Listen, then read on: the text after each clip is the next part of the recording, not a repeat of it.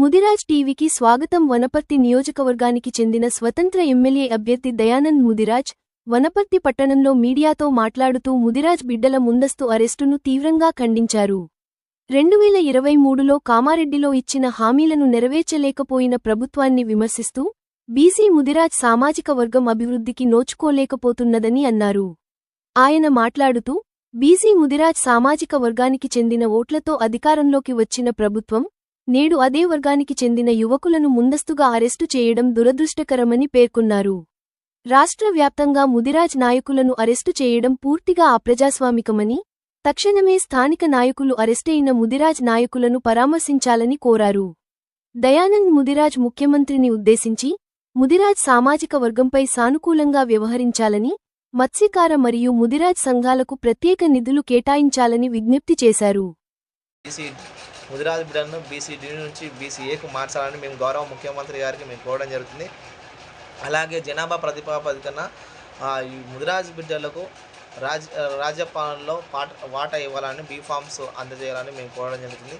అలాగే మేము గౌరవ ముఖ్యమంత్రి గారికి తెలియజేయడం ఏంటంటే ముదిరాజ్ బిడ్డలు నిన్న రాష్ట్ర వ్యాప్తంగా ముదిరాజ్ బిడ్డలు అరెస్ట్ అయిన అన్నలు, అక్కలు, తమ్ముళ్ళు, సోదరి మనులందరూ కూడా ఇబ్బంది గురవుతున్నట్టు మా దృష్టికి వస్తుంది. కనుక గౌరవ ముఖ్యమంత్రి గారికి స్థానిక నాయకులు కూడా ముదిరాజ్ బిడ్డలను పరామర్శించాలని మేము కోరడం జరుగుతుంది. కనుక మేము తెలంగాణ రాష్ట్రంలో మేము ఓట్లేసాం, మా ముదిరాజ్ బిడ్డలు ఓట్లేసామంటే ఈరోజు రాష్ట్ర ప్రభుత్వం పాలనలో ఉన్నారు, రాజ్య పాలనలో ఉన్నారు. కనుక ముదిరాజ్ బిడ్డలని ఇబ్బంది చేసే పనులు అనేది హేయమైన చర్య. కనుక మేము రాష్ట్ర ప్రభుత్వాన్ని కోరడం ఏంటంటే తెలంగాణ రాష్ట్రంలో ముదిరాజు బిడ్డలకు ఇచ్చినట్టు హామీలను తక్షణం అమలు చేయాలి.